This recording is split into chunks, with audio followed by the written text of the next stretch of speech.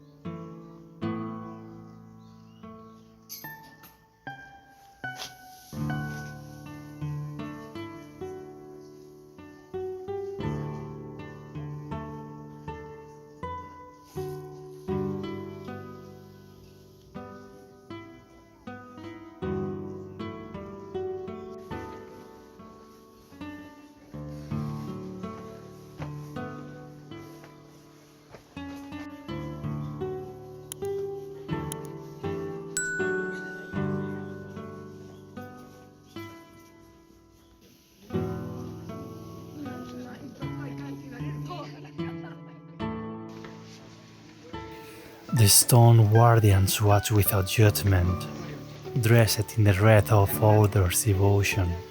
In this corner, time seems to stand still, and the moss gently reclaim what its own.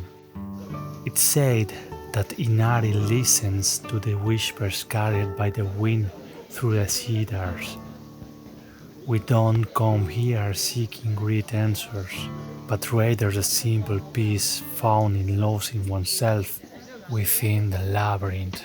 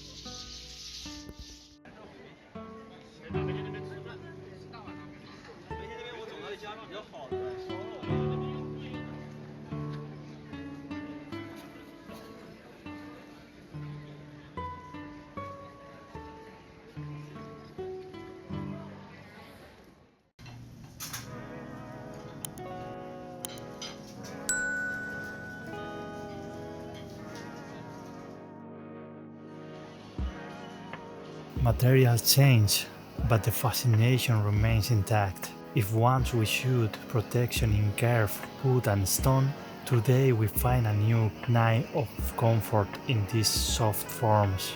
Japan never stopped believing that everything has a soul.